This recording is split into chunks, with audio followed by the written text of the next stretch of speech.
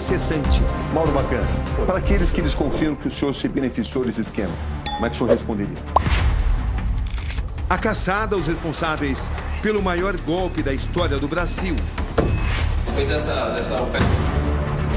Uma procura jornalística incessante. Mauro Bacana, para aqueles que desconfiam que o senhor se beneficiou desse esquema, como é que o senhor responderia? A caçada aos responsáveis pelo maior golpe da história do Brasil.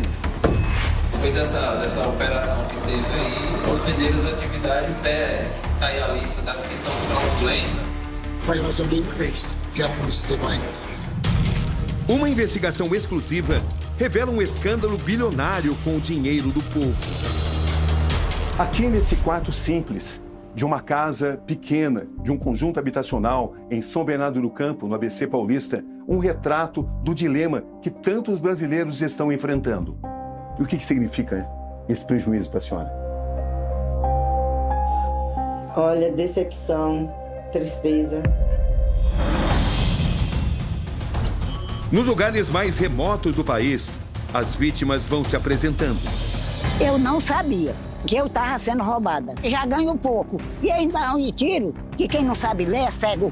Já era pouco, daí estavam tirando. Nunca assinei nada pra ninguém, tá tirando dinheiro meu.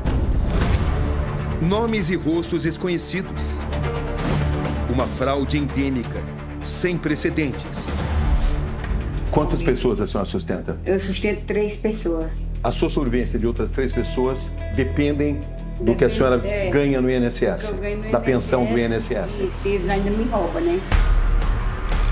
As cifras são incalculáveis, assim como o número de vítimas. São pelo menos 9 milhões de aposentados e pensionistas com descontos e associações. São associações que foram criadas com o objetivo de fraudar esses descontos de maneira ilegal, de maneira criminosa. Quantos são os autorizados? Quantos são os fraudulentos? Eu acho que eu senti enganada, manipulada, enganada. Como funcionava a engrenagem criminosa que tirava de quem mais precisa seu único sustento? Esta é Dona Marlene. Desde que ela perdeu o marido há 12 anos, um mecânico, ela depende da pensão do INSS para sustentar a si própria, o neto de apenas 11 anos e a filha de 31 anos, que tem sequelas e um tumor cerebral. Para eles, esse roubo que tem sido feito todos os meses representa uma ameaça à sobrevivência. É uma questão de sobrevivência porque, além de ter que ir ajudar em casa, eu não tenho mais condições de trabalhar. Chegou a faltar dinheiro para comprar remédio para ela? Já faltou. De ficar assim, ela passar 1 ou 2 dias sem remédio, uma convulsão atrás da outra e correr atrás de ajuda e ter e aparecer ajuda, né? Por essa necessidade de comprar remédios muito caros, a senhora chegou a ficar perto de passar fome? Já teve dia de ter só o arroz, e não tem o feijão, não tem uma mistura. Um esquema criminoso eficiente. A venda de informações. A corrupção. Para realizar os descontos, as entidades precisam da autorização expressa de aposentados e de pensionistas. Mas na prática não era bem assim que acontecia. Edith Helena de Souza Silva, pernambucana, brasileira, 68 anos, auxiliar de máquinas aposentada, mais uma lesada no golpe do INSS. Eu tenho um documento que diz aqui o seguinte: declaro para os devidos fins estar plenamente ciente de que a presente tem como objetivo a minha espontânea adesão à Associação de Benefícios e Previdência, ABEMPREV. Essa assinatura não é sua? Não, não é minha. Só poderia assinar o seu nome para ver como é que é a sua assinatura? Vamos comparar. Esta é a assinatura verdadeira da Dona Edith e essa é a que consta nesse documento. É semelhante, mas dá para se perceber que se trata de uma falsificação. A senhora jamais assinou esse documento? Não, jamais, jamais. Nem sabe do que se trata essa empresa? Não, nem sei, nem conheço. Os valores debitados nas aposentadorias variavam de R$30 a R$80 por mês para cada contribuinte. Olhando assim, até parece inexpressivo. Agora multiplique esse valor por milhares de descontos. Calcula-se mais de 6 bilhões de reais, tirados diretamente dos bolsos dos aposentados. A senhora confirma que a sua assinatura foi falsificada? Sim, só de eu assinar o papel da advogada, o próprio amigo dela de trabalho, eu não sou perito, mas essa assinatura está errada, é diferente. Quanto tempo isso perdurou? Então, que eles vêm usando essa má-fé desde 2022. Quanto que a senhora imagina que tenha perdido? Tá quase R$2.000, R$3.000 por ano. A senhora nunca tinha ouvido falar dessas empresas? Não. Inclusive, quando teve a primeira, que foi da Ambec, foi a primeira que foi feito o processo contra ela, não veio nenhum representante. Por exemplo, a advogada procurou ver se eles tinham bens para bloquear, nada aparece. São coisas fantasmas. Só a Ambec, uma das principais associações investigadas, chegou a movimentar por mês 30 milhões de reais. Este documento revela que a Ambec apresenta aumento de arrecadação impressionante nos últimos anos. Em 2021, eram apenas 3 associados e um recolhimento de R$ 135. No ano seguinte, os associados ultrapassam os 40 mil e a arrecadação chega a quase 15 milhões de reais. Em 2023, os números saltam para 601 mil associados e um montante de 91 milhões de reais. Há mais de uma semana, investigando o esquema, chego até personagens-chave. Boa tarde, prazer. Este é meu encontro com Mauro Bacan Júnior, 68 anos. Ele concorda em me contar os bastidores da Ambec, onde atuou como gestor durante um ano. Ex-aliado de Maurício Camisotti, agora faz um relato contundente. Como é que o senhor entrou na Ambec? Eu conheci o Maurício através de um outro colega, Maurício Camisotti, que me apresentou. E quando eu comecei a falar um pouco o que eu fazia, das partes de cunho social, com cadeirantes, tudo, ele falou, passa no meu escritório. E eu falava, mas ô Maurício, deixa eu entender melhor o que é essa associação. Ele falou, olha, o que eu preciso da associação é que essa associação se deslanche e eu preciso ter 10 associações. Tivemos acesso a um áudio. Segundo Mauro, é Maurício quem está falando. Fala, Maurão, eu vi se tá para transformar direto em associação essa também. Quando o senhor teve certeza de que aposentados estavam sendo lesados? Quando eu comecei a entender, quando eu comecei a procurar e buscar, eu vi que o Ministério Público tinha uma série de ações contra a devolução que não eram associados. E o senhor percebeu que corria muito dinheiro? Um funcionário, sem querer, falou, poxa, você viu? Pô, agora nós somos mais de 500 associados por dia. Eu falei, o que foi? Ele falou, você não sabe? Eu falei, não. Aí se você pega 500 por dia, vezes 30, vezes R$45, já dá um dinheiro, é um dinheiro grande. Então foi aí que eu falei, não, aí tá tudo errado. Por quê? Ele começou a mandar documentos para presidente assinar em meu nome. Eu fui no banco, cheguei lá e falei, olha, essa aqui é a dona Maria Aparecida, ela é a presidente, eu sou o gestor, tenho a procuração, eu preciso do token dela. Ela precisa saber quanto tem na conta, é ela. Não, sabe o que é? Ela precisa fazer uma assinatura aqui. Aí o gerente saiu, ligou para alguém, não sei o quê. No dia seguinte, tinha uma ata desconsiderando a minha gestão e ela como presidente. A Ambec foi alvo de busca e apreensão em julho do ano passado. Os levantamentos da Controladoria Geral da União apontam que o mesmo grupo criou outras 2 entidades, a Unsbras e a CEBAP. Qual era a sua função na CEBAP? Então, eu entrei como auxiliar administrativo e depois fui para assistente financeiro. O senhor ocupava que função na empresa? Gerente financeiro. Como gerente financeiro da CEBAP, o que o senhor presenciou? Eu presenciei no 3º mês que eu estava lá uma busca e apreensão. Nós vamos apurar todos esses dados, nós vamos levar essa documentação, porque a informação que a gente tem, que a maior parte toda essa documentação que você está vendo aqui, essas fichas, são fraudulentas. Que as pessoas não reconheciam, né? Era tudo, todo mundo pedia, era muito processo, todo mundo pedia o reembolso. Uma noção do dinheiro que o senhor viu entrando ali?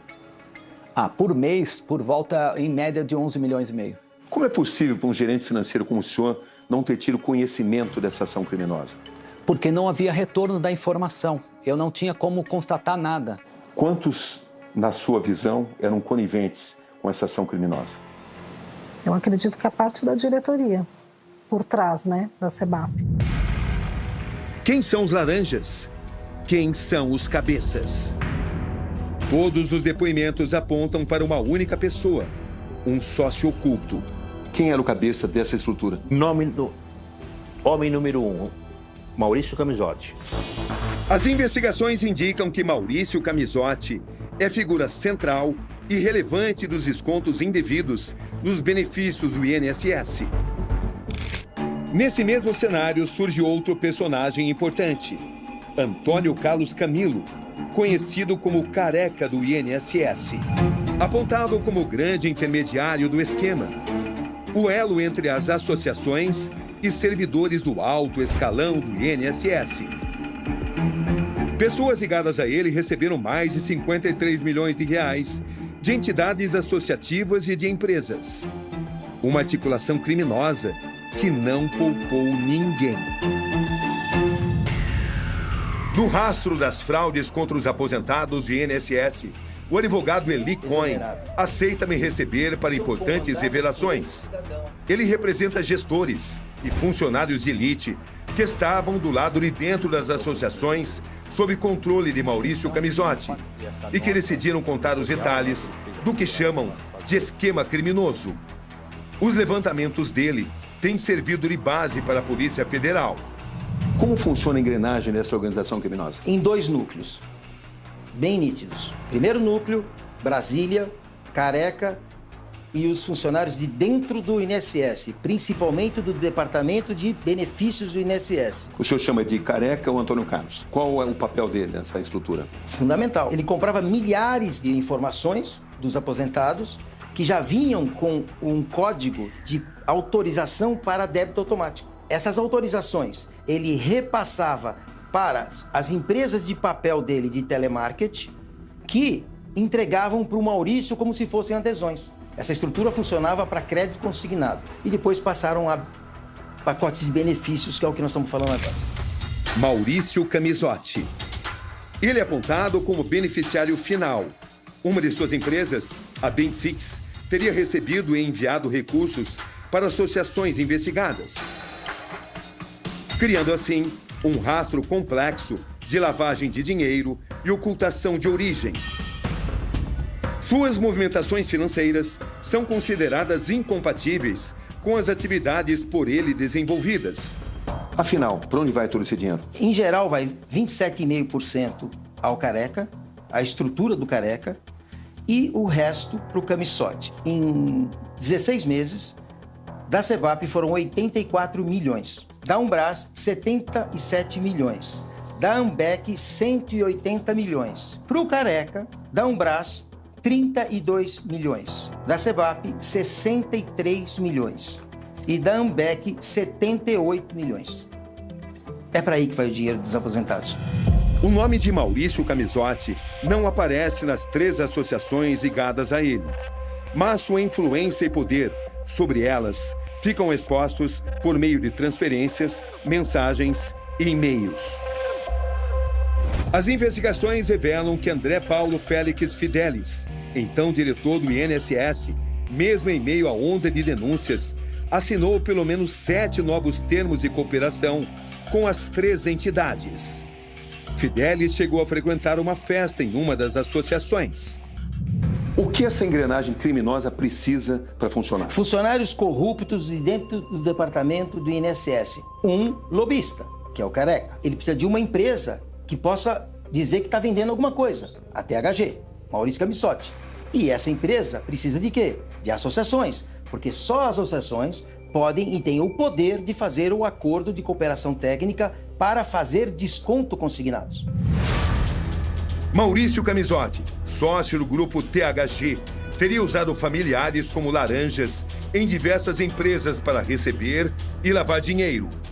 A mulher, o filho, 2 primos, um sobrinho e o cunhado dele são investigados. Apuramos também que Maurício Camisotti enviou remessas de dinheiro para o exterior. São mais de 100 milhões de reais para o Uruguai.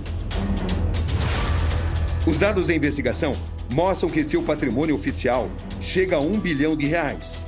Camisotti movimentou 300 milhões somente em suas contas pessoais. O apartamento onde Camisotti vive é estimado em 28 milhões de reais. Nossa investigação avança. Para localizar Maria Inês Batista de Almeida, uma das últimas presidentes da AMBEC, é preciso rodar durante horas periferia de São Paulo adentro. Estamos no Jardim Rubru, bairro da Zona Leste de São Paulo. Esse é o endereço que estamos buscando, o endereço de Maria Inês Batista de Almeida, que ocupou a presidência da AMBEC. Quem me atende é o marido dela, seu Vanderlei, e vem dele a informação. Precisa falar com a Maria Inês, por gentileza? Maria Inês morreu em novembro. Meu filho, hein? O que aconteceu com ela exatamente? Infarto? Ela tinha operado o coração em 2019. Ela ficou muito nervosa por causa dessa questão da AMBEC? Ela estava aposentada já, ela não estava mais trabalhando. E então o filho de Maria Inês, Fernando, vem ao meu encontro para um retrato inquietante da situação que levou a dedicada faxineira Maria Inês a figurar como presidente de uma associação que movimentava milhões, sem jamais beneficiar a própria Maria Inês disso, como mostram as claras evidências.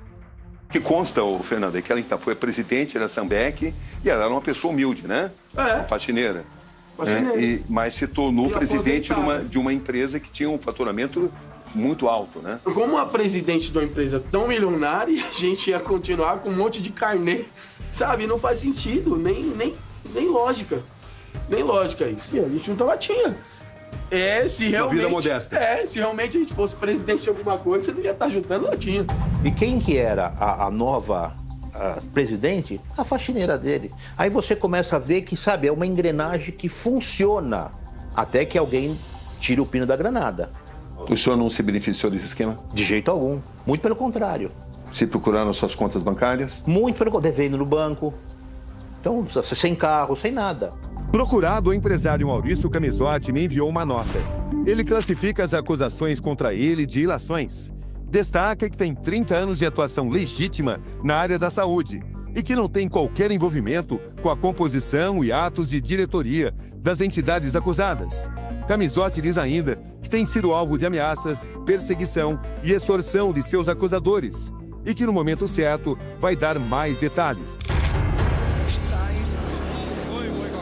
A operação sem desconto é deflagrada.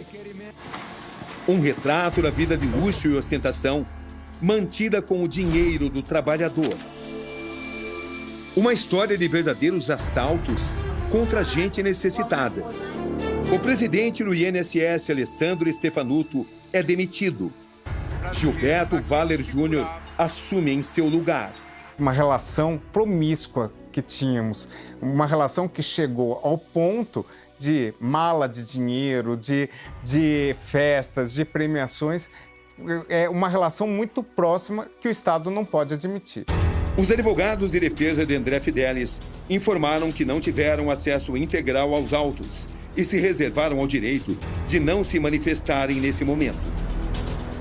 Essa também foi a escolha dos advogados Antônio Carlos Camilo Antunes, o careca do INSS.